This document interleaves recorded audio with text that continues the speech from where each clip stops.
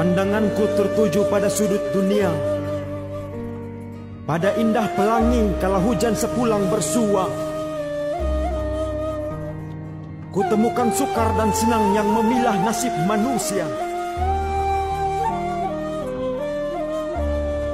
Tatapanku terkesima pada jasad hidup tanpa arah yang disebut gila,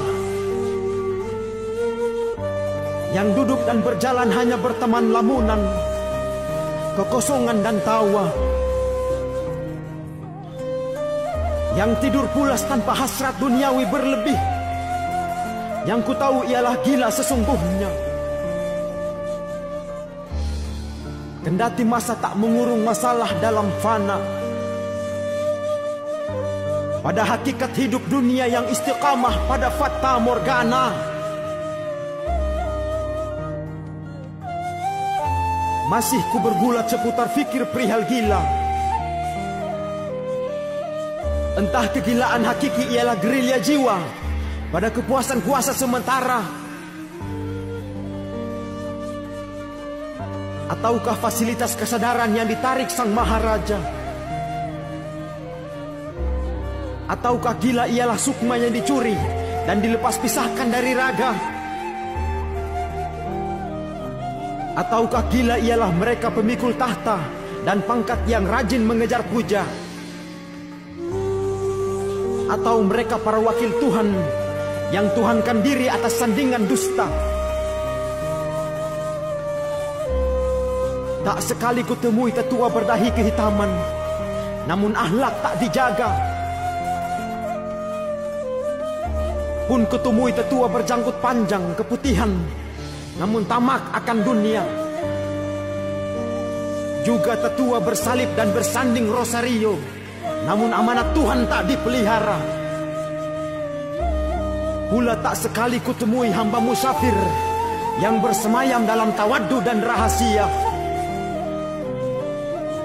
yang dikafirkan dan dianggap gila karena sujud dalam cinta tanpa hasrat dunia.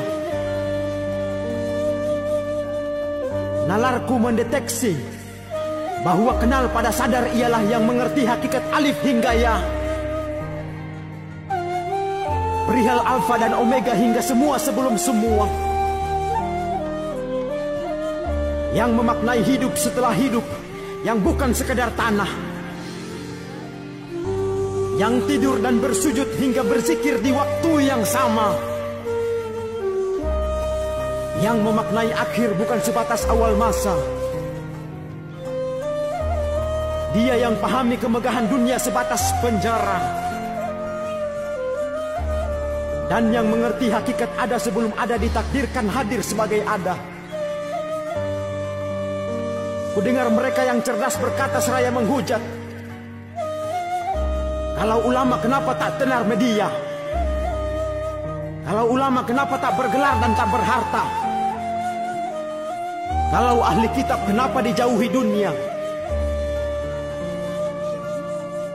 Pahamku seketika peka bahwa zaman ini adalah zaman serba gila, di mana manusia menggilakan yang waras dan mewaraskan yang gila, negasikan yang gaib sebagai ciptaan dan menjunjung setan berfisik sebagai raja di atas raja, menjunjung kedangkalan dan mendangkalkan kedalaman karisma. Hatiku polos bertanya, akankah alim yang riak dicintai Tuhannya? Kenapa manusia berani memahlukkan hingga menjarah hak prerogatif pencipta? Sukmaku nasihati raga, saudaraku, ada yang berpegang pada syariat, ada yang khusyuk temukan ridha di luar syariat, dengan tujuan yang sama kepada sang pemilik semesta. Tak perlu tuhankan diri hingga mencela dengan cap gila, sesat bahkan bid'ah, karena Rasul utusan pencipta tentu memiliki amalan rahasia yang tak sembarang diceritakan sebagai hadis dan diberitahukan sebagai sunnah. Jangan sesekali kafankan marwah iman hanya demi mengejar fitnah.